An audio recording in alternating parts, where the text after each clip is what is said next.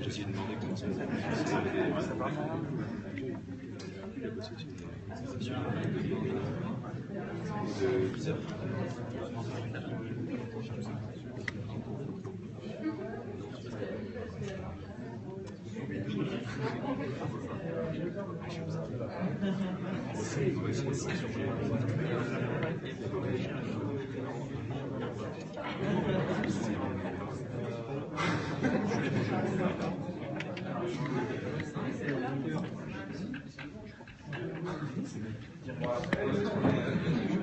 C'est qui surveille les ordinateurs. C'est quoi ce contrôle? C'est clair. Merci. Tout le monde est là, personne s'est perdu. Voilà. On va avoir David qui va nous rejoindre dans quelques minutes. Alors on va commencer la journée par le rythme. Non, ça ira. Vous m'entendez, c'est bon? Oui. Ok.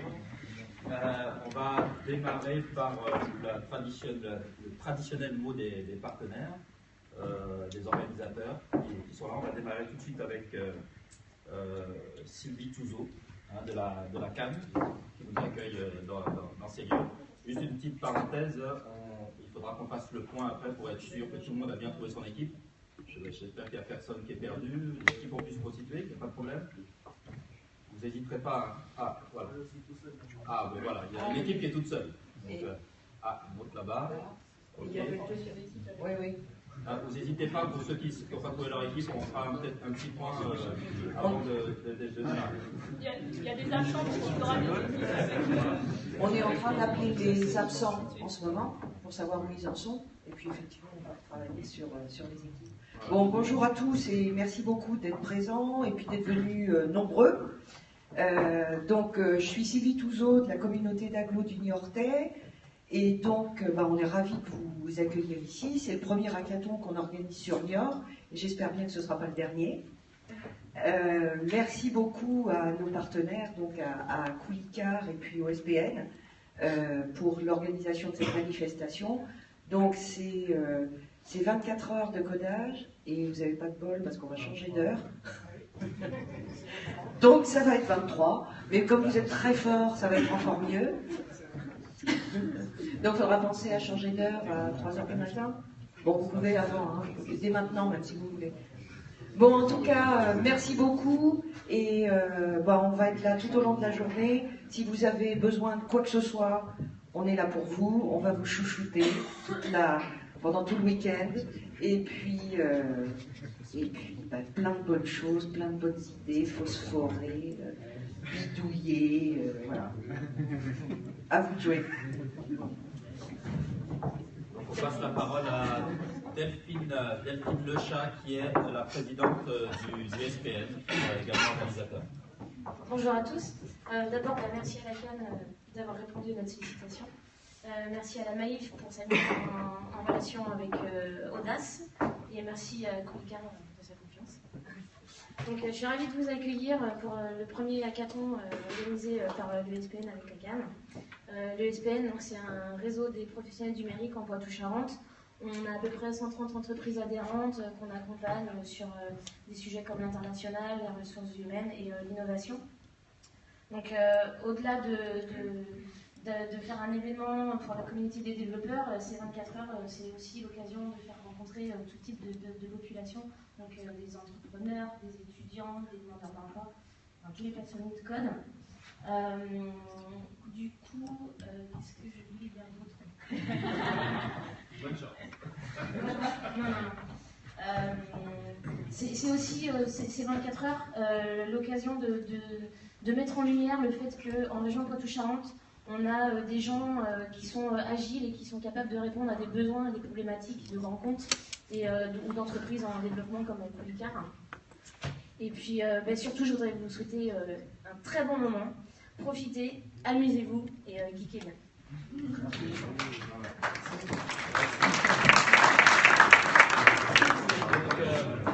Comme vous le savez, la manifestation est soutenue par Coulicar. Donc on va laisser la parole à Elisa Desgranges de Coulicar pour qu'elle nous dise un petit mot sur sa technologie et sur ce que vous pouvez en faire pendant ce hackathon. Bonjour à tous. Demain, ça va être à vous de pitcher, mais pour l'instant, c'est moi qui vais le faire pour vous présenter Quilicar, parce que je pense que tout le monde ne sait pas ce que c'est que Quilicar. Si je suis un peu déçue si ça ne vous connaît pas du tout. Alors, Quilicar, on est une start-up spécialisée sur l'autopartage entre particuliers. Et notre spécificité, c'est qu'on a une brique technologique en plus. Donc, on fait de l'autopartage entre particuliers sans échange de clés. Concrètement, ça veut dire quoi? Ça veut dire qu'on a une technologie installée dans les véhicules qui permet d'ouvrir les véhicules avec un badge et donc de faciliter les échanges.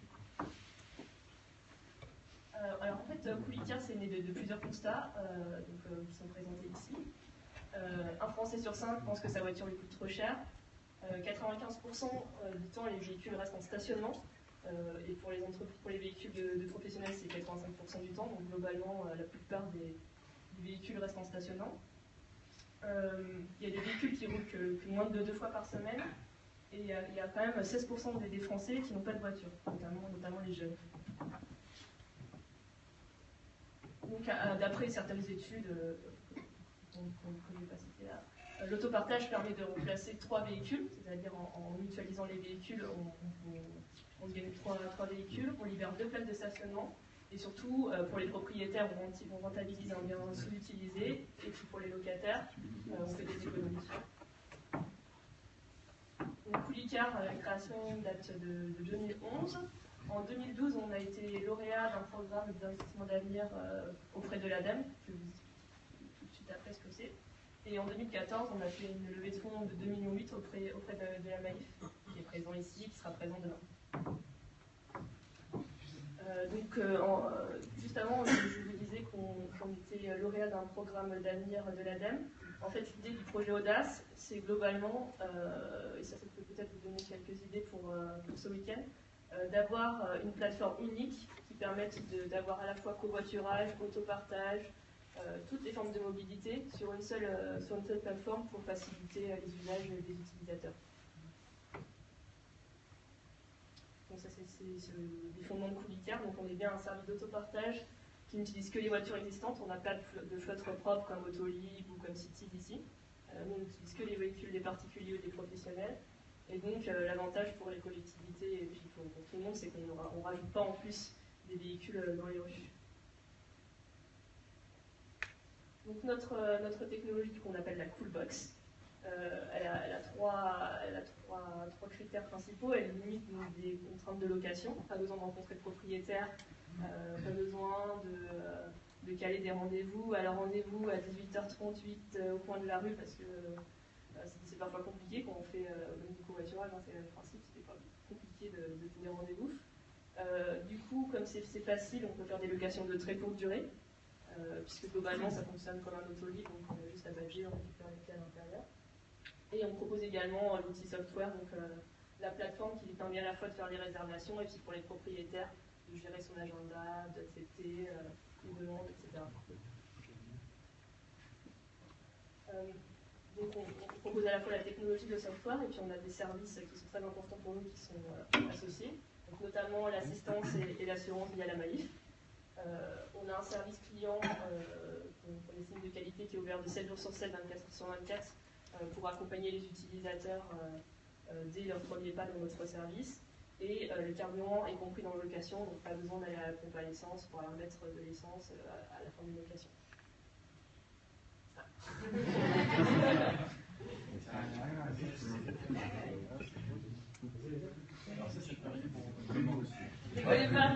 Oui, c'est ça vous arrive aussi. Et donc, globalement, comment ça se passe, on va vous montrer que Je glisse les oreillers. Attention.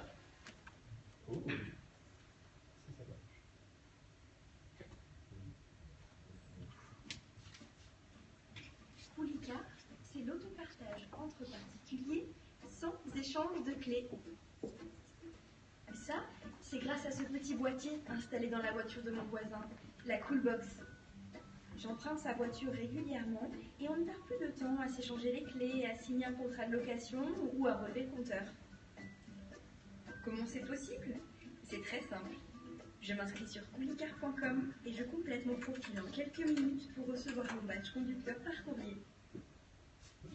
C'est ça le sésame pour ouvrir les portes. Je réserve une voiture en quelques clics pour 1 heure ou plusieurs jours. La voiture est en libre service en fait, et je peux même réserver à la dernière minute. Je n'ai plus qu'à me rendre à la voiture et ouvrir les portes avec mon badge. Je récupère les clés et la pochette Coolicar dans la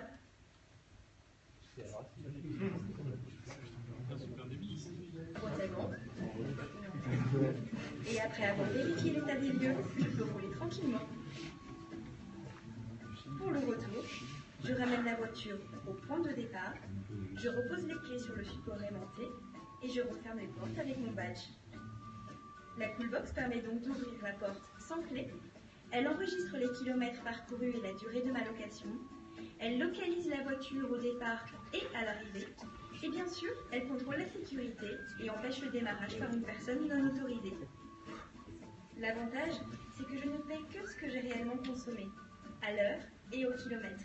Pas besoin de faire le plein de carburant, tout est inclus dans le prix. L'essence, mais aussi l'assistance et l'assurance Maïf. Alors voilà, je n'ai pas de voiture à moi puisque j'emprunte celle de mon voisin. Il gagne un peu d'argent pour rentrer dans ses frais et moi je fais de grosses économies. Partager une voiture, c'est tellement plus logique. Surtout quand c'est aussi simple.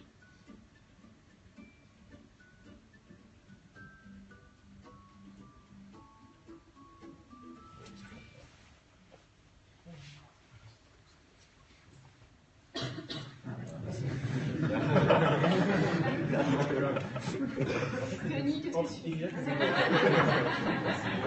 Vas-y, travaille pour Blablacar.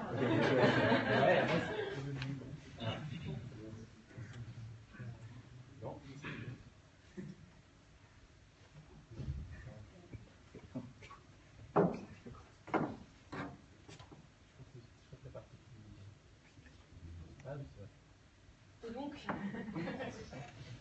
quand même, nous y voilà. Le challenge de ce week-end, c'était à la fois de vous faire travailler sur la thématique de la semaine qui sont les outils connectés, et que c'est un lien avec la technologie Coolicar. Donc, si on met les deux ensemble, on aura comme sujet à vous proposer la voiture connectée, fabriquer les services de demain. Vous pouvez utiliser la technologie que vous souhaitez. On a un peu de documentation à vous donner si vous le souhaitez. On a également une voiture connectée Coolicar qui est présente sur le site. Donc vous pourrez jouer avec si vous voulez faire des démonstrations ou la hacker, ou je ne sais pas, la transformer en navette spatiale. Je vais donner la parole à Denis qui va vous présenter la documentation technique qu'on va vous donner.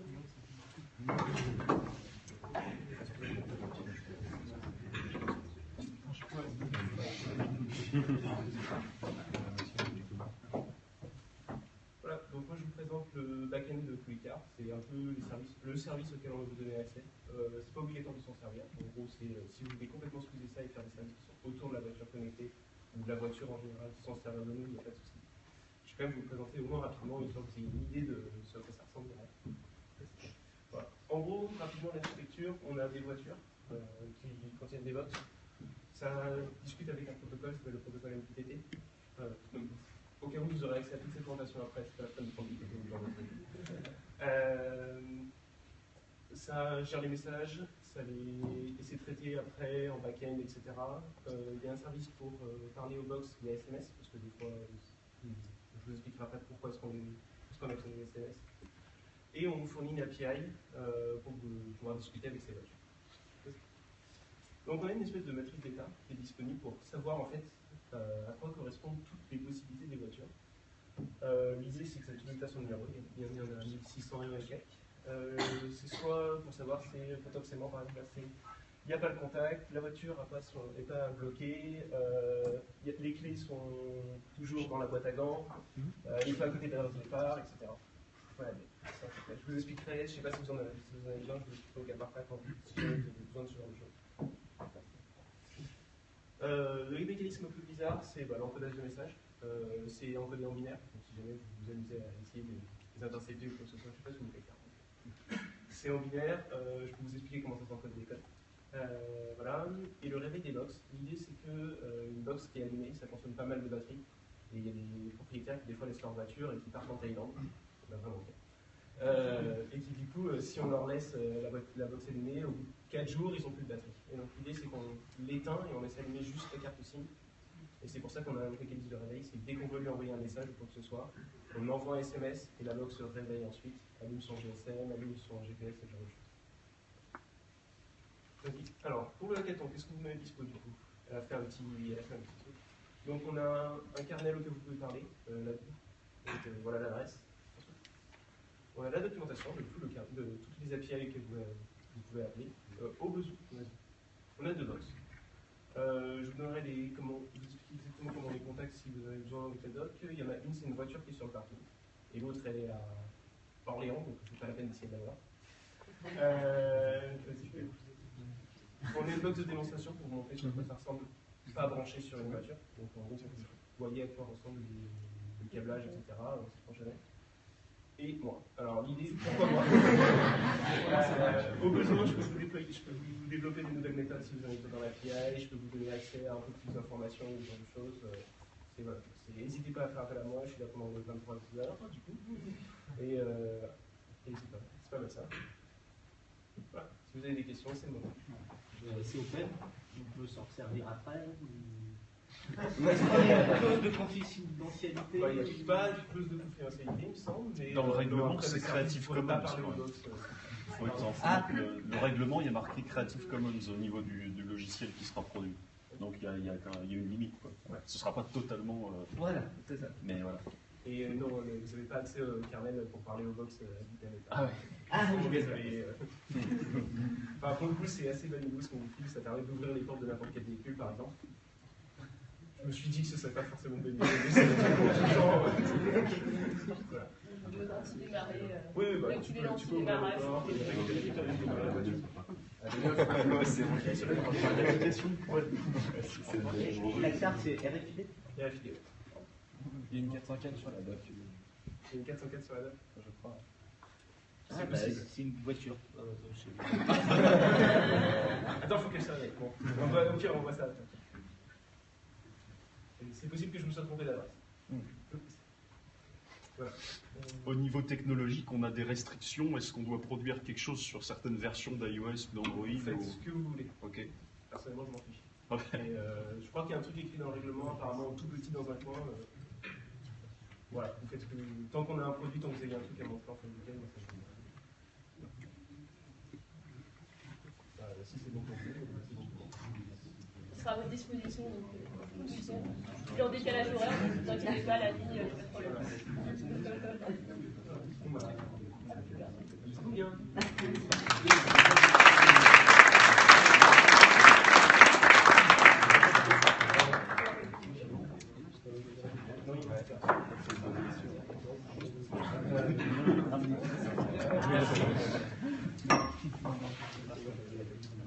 Plus que quelques minutes avant de se jeter dans le grand bain. Alors, pour vous expliquer un peu comment les 24 heures se passent,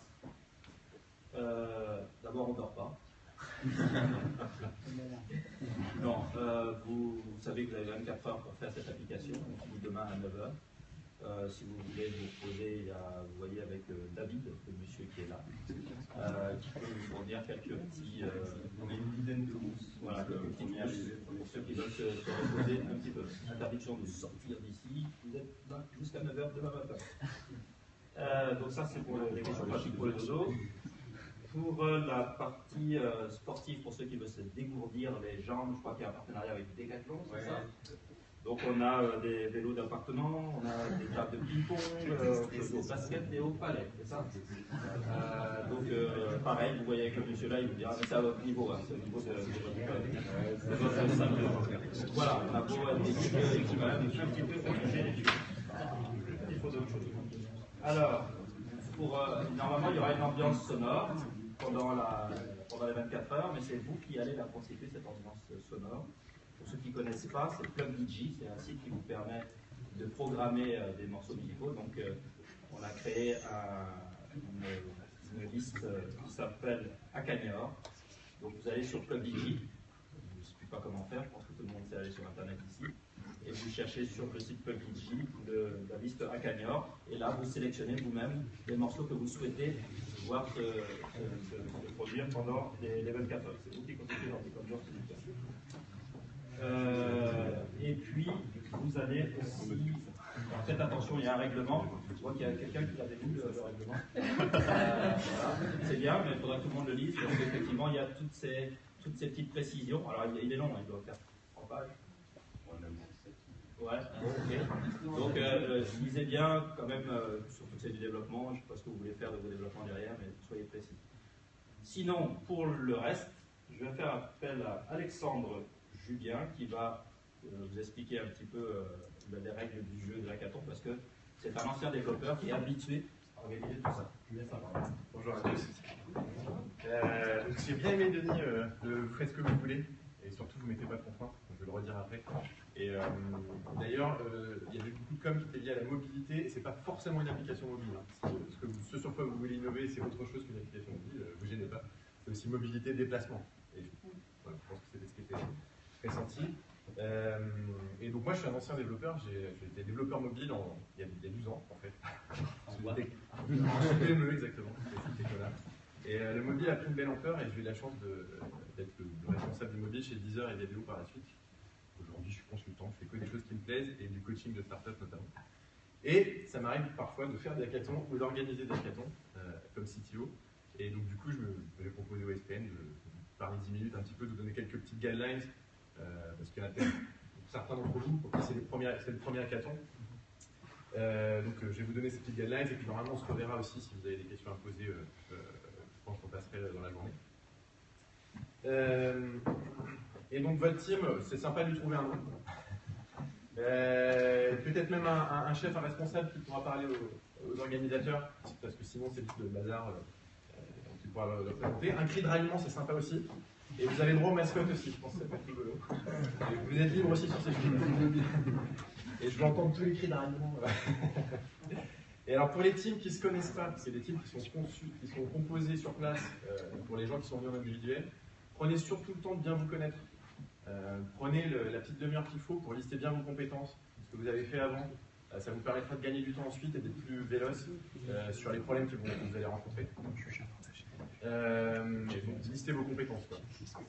Ça peut se faire à l'oral, il n'y a pas besoin de creuser plus, mais prenez ce temps-là parce que si on le sait, on est plus efficace. Après, sur ce que vous allez faire, concentrez-vous surtout sur les usages. On n'est pas là pour faire que de la tech, on est là pour faire des choses qui font partie de la vie des gens. C'est surtout d'ailleurs le but d'un hackathon. Créer une innovation qui peut changer le monde d'ailleurs. Et c'est quand même bien de montrer aussi de la tech pure, hein. Il en faut aussi parfois. Et donc, une des bonnes manières, c'est de penser aux problèmes de la vraie vie des gens, voire de les interroger. Alors, il se trouve que certaines équipes auront des utilisateurs dans les équipes. Je pense que si vous n'en avez pas dans votre équipe, ça peut valoir le coup de prendre un petit quart d'heure avec eux pour exposer votre idée et avoir leur ressenti. Et quand vous allez échanger avec eux, ils vont peut-être vous dire des choses annexes qui pourraient être des features de ce que vous voulez faire. Une des méthodologies qu'on utilise beaucoup dans les startups s'appelle le Customer Development et ça marche comme ça. On fait des interviews one-one avec les gens pour comprendre vraiment quels sont leurs usages, quels sont leurs besoins. Et du coup, c'est du temps que vous pouvez passer. Il y a autre chose, si vous n'avez pas d'utilisateur à dispo, c'est le coup de fil à un ami. Ou le coup de fil à vos parents. Écoute, on fait une application pour ça, qu'est-ce que tu en penses? Est-ce que tu aurais des idées annexes? Qu'est-ce que tu as comme problème, toi, quand tu utilises un service ou quand tu prends ta voiture? Voilà. Ça peut être une bonne manière parce qu'il faut aussi trouver le bon produit rapidement dans ce que vous voulez faire. Trouver les bonnes idées. Et ça vaut le coup au début de le faire suffisamment, peut-être 1 heure ou 2, de vraiment bien penser votre idée, quitte à commencer à coder l'architecture, mais de prendre le temps de penser aux idées, de bien les maturer. Quoi. Et puis voilà, le but c'est de changer la vie des gens, et de changer le monde. On est tous là pour ça avec notre passion. Et il y a un truc qui est intéressant aussi, on appelle ça les personas en conception produit. Si vous, par exemple, votre application, elle est à vocation, je ne sais pas, d'un retraité, ou d'un célibataire, d'une famille avec des enfants, ou d'un commercial qui passe beaucoup de temps dans sa voiture, vous pouvez très bien aussi aller sur des niches d'utilisateurs comme ça. Il faut les matérialiser, parce qu'on n'est pas forcément cette personne-là. Quand on la matérialise, on pense ce produit-là pour cette personne. Ça évite de faire un produit pour soi, qui ne serait pas, pareil, on n'est pas tous commerciaux, on va passer notre vie dans nos voitures. Donc on appelle ça des personas, et donc quelque part, vous pouvez vous créer une sorte de personnage fictif à qui vous allez penser pour concevoir vos idées. Et une fois vos idées trouvées, prenez bien le temps de poser vos objectifs ensemble, qu'il n'y ait pas d'incompréhension. Des fois, on voit des équipes qui foncent, et puis en fait, ils se rendent compte à la fin qu'ils n'étaient pas sur la même longueur d'onde, et on perd beaucoup de temps. Et comme le temps, vous n'en avez pas beaucoup, et vous êtes bien plus efficace, soyez aussi organisé sur, enfin en tout cas, au bout d'un moment, je dirais au bout d'1 heure et demie, vous devez avoir posé votre idée ensemble et être sûr que vous êtes bien en phase les uns les autres. Et c'est pas le moment de se marcher sur les pieds aussi, sur les rôles. Hein. Donc un peu d'orga, un peu d'agilité pour ceux qui la pratiquent, ou même un petit peu d'outillage. Et le meilleur outil, moi je trouve, c'est les post-it dans un hackathon. Vous n'hésitez pas à mettre des post-it sur les murs ou sur les tables pour vous organiser. Si vous connaissez la méthode pour moi, c'est très pratique pour ça. En tout cas, les post-it, c'est le meilleur outil du hackathon, par expérience. Et l'organisation, c'est vachement important. Comme vous êtes contraint dans le temps, c'est pas le moment de perdre du temps à coder 2 fois la même chose ou ce genre de choses. Donc gardez-vous ces petites astuces-là, c'est pratique. Je pourrais vous les redire si vous voulez quand on verra en coaching. Donc 24 heures, c'est court, hein, pas de temps à perdre. Et si l'un d'entre vous est bloqué, ça arrive parfois que quand on code, on est un peu bloqué, on met 2 heures pour un truc qu'on avait prévu de faire un quart d'heure. Ça arrive, j'ai été développeur, ça m'est arrivé aussi. Aidez-vous les uns les autres. De temps en temps, faites-vous des sortes de pauses, comme des rétrospectives agiles. Est-ce que quelqu'un est bloqué sur un problème? On essaye de l'aider pour qu'on puisse débloquer et tous avancer. Ça, c'est des petits trucs qui sont vachement importants dans un hackathon, parce qu'on n'a pas le temps à perdre. Et puis vous êtes une équipe, surtout, vous n'êtes pas plusieurs codeurs dans un coin, vous êtes vraiment une équipe. Côté un peu rugby, on va dire que ça peut aller les uns les autres. Et alors surtout, n'hésitez pas à prendre des raccourcis techniques et concentrez-vous vraiment sur l'important de vos applis. Si votre application web ou mobile, peu importe, fait des choses importantes en termes d'interface graphique, etc., et que c'est là qui est l'essence de votre produit, la partie serveur, elle peut être un peu hackée, vous pouvez prendre des raccourcis. Moi j'avais vu des gens qui faisaient sur un hackathon du big data, évidemment qu'ils n'ont pas développé la monnaie du big data, ils ont créé un jeu de données, ils ont montré comment ils assemblaient les données, et puis ils avaient suffisamment de quoi faire la démo. Ce qui compte, c'est la démo de l'innovation que vous avez créée.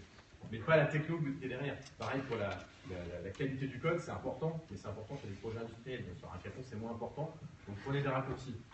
Gardez quand même les méthodes dont vous avez l'habitude pour bien coder. Hein. Si vous avez l'habitude de faire du test driven, c'est pas... Mais pour le coup, prenez des raccourcis si vous pouvez les prendre. Et pareil, on n'avait pas parlé d'avis, mais je pense que ça peut être intéressant. Certains auront peut-être des idées de faire un objet connecté. Vous n'avez pas la possibilité là de construire un objet connecté, mais vous pourriez très bien simuler par une interface web et faire votre démo avec un faux objet connecté qui serait présenté à l'écran lorsque vous faites votre démo. Ça peut être une des pistes si il y a des idées d'objets connectés avec lesquels ce que vous faites interagit. En tout cas, l'objectif c'est de montrer quelque chose de faisable. La démo, elle montre quelque chose de faisable sur lequel vous avez déjà fait le prototype R&D. Et puis une équipe industrielle pourrait reprendre. Elle n'aurait pas besoin de spec, elle n'aurait pas de proto, elle n'aurait plus qu'à le développer de manière industrielle. Je pense que c'est le bon esprit à avoir. C'est les meilleurs specs qu'on puisse trouver, c'est un prototype. Et donc concentrez vos efforts sur l'important. N'hésitez pas à faker des choses, comme notamment des interactions serveurs, notamment si ça ne marche pas. Une équipe, une fois, le serveur cloud qu'ils avaient, là, il était en rade, enfin ça ne marchait plus. Ils ont tout rapatrié en local, ils avaient un serveur local, et puis c'est parti. Ne vous gênez pas sur cette truc-là. Et par contre, si vous avez de gros problèmes, discutez un peu avec les organisateurs, parce qu'il faut que ce soit fair pour toutes les équipes. Mais l'objectif, c'est de montrer votre innovation à la fin. Voilà. Ce qui compte, c'est la démo. Et si tout se passe mal, ça peut arriver parfois. J'ai vu ça dans des équipes où il y a la moitié de l'équipe qui est partie en cours de hackathon. Contactez les organisateurs et ils trouveront des solutions et ils essaieront de vous aider. Ça peut arriver. Ou alors d'autres types de problèmes, en tout cas, quelqu'un qui tombe malade. Vous contactez les organisateurs et ils vous aideront à trouver des solutions. Mais normalement, ça devrait très bien se passer, vous n'aurez pas de soucis. Et alors juste, on a bientôt fini. Pour la démo, l'idéal c'est d'avoir quand même quelques slides, 4-5 pas plus, mais juste pour présenter votre pitch et de le présenter de manière efficace. Moi ce que je vous recommande, d'abord c'est d'avoir des slides plutôt visuels, hein, pas des textes en texte. Et surtout, vous avez 5 minutes en démo, donc c'est vraiment vachement court. La reco, c'est d'avoir 1 à 2 minutes pour le pitch. Vraiment expliquer votre idée dans les détails en 1 ou 2 minutes, et de garder 3 minutes pour la démo. Surtout, vous allez faire des fois en démo, et il faut se laisser du temps, le temps qu'il faut. Donc voilà, à peu près 2 minutes pour le pitch et 3 minutes pour la démo. Ça me semble être une bonne balance. On pourra en reparler si vous voulez quand on se verra. Et distribuez-vous les rôles pour la démo. Avoir un speaker. Le but, c'est pas que chacun parle. Il peut y avoir un speaker et les autres sont soit des présenteurs, donc la personne qui s'occupe des slides, la personne qui s'occupe de la démo. Vous pouvez avoir 2 personnes qui s'occupent de la démo si vous êtes 4. Ça, c'est pas mal de se distribuer les rôles. Chacun sait ce qu'il a à faire et concentré. Et ça, c'est pas mal.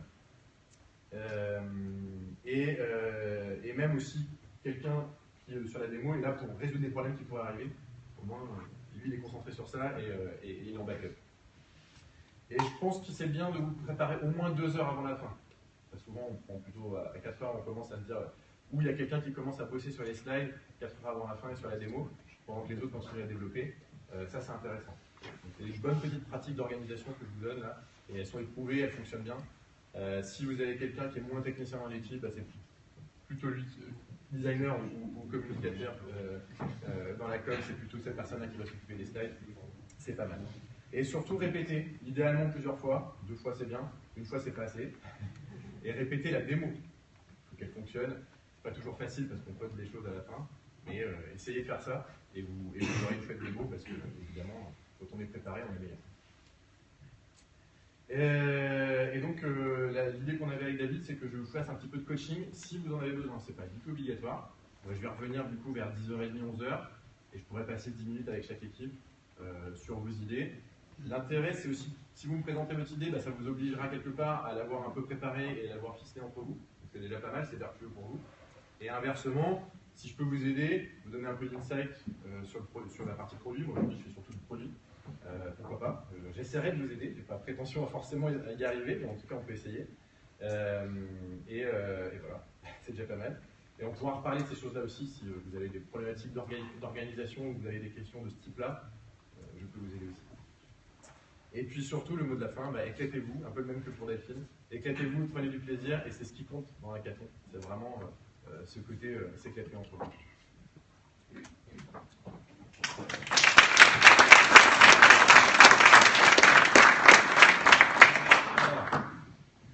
Juste après, je finis avec le déroulé. Après, vous verrez avec David, notamment pour les équipes en tête, il y a la liste de tout le monde là.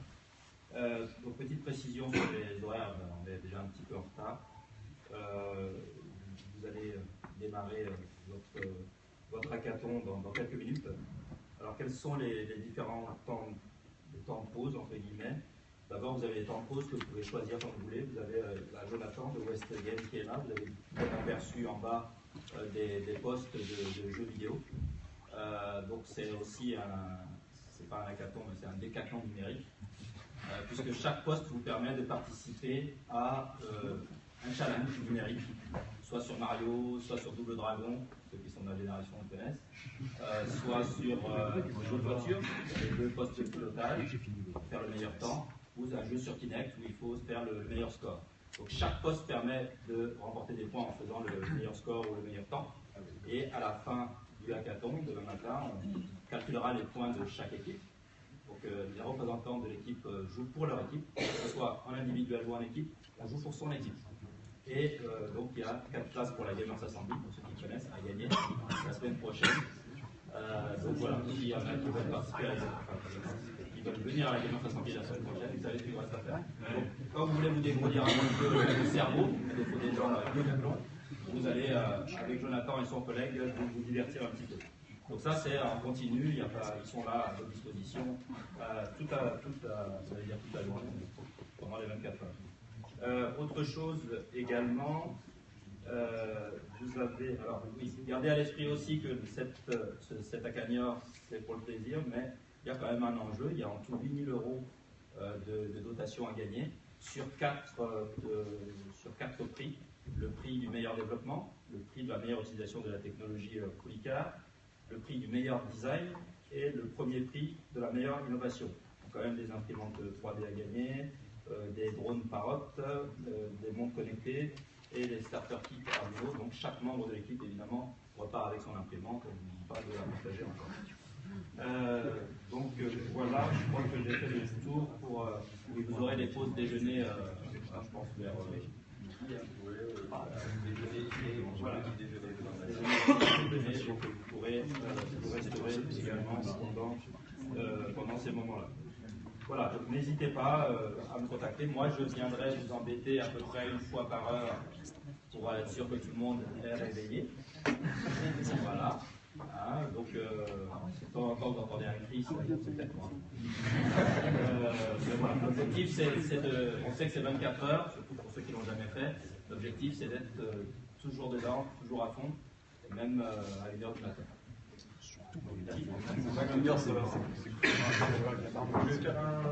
Bonjour à tous, bienvenue. Je vais faire un petit point sur les équipes. Parce que voilà, il y a quelques petits changements. Donc, les équipes de 1 à 9, il n'y a pas de changement. Donc voilà, est-ce que tout le monde, est-ce qu'il y a quelqu'un qui ne connaît pas son équipe dans les équipes de 1 à 9, pas qui est dans une équipe de 1 à 9? Tout le monde est bon. Tout le monde est bon. Et du coup, après, donc, donc je vais refaire les équipes. Donc il y a une nouvelle équipe 10 qui est composée de Adrien Carteron. Je vais vous demander aux 4 que je vais appeler de lever la main pour vous reconnaître. Adrien Carteron, Alexandre Striet, Fong Anduy et Amandine Drillo. Donc est-ce que vous êtes bien vus, les 4? Hop, voilà. Et puis on a une équipe 11 qui a changé aussi. Donc dans l'équipe 11 on a Benjamin Métet, on a Jérémy André et on a, excusez-moi, Marie-Christine Chevrier. Donc, tout le monde est bon pour les équipes, ils savent qui il est. Et ben c'est parti.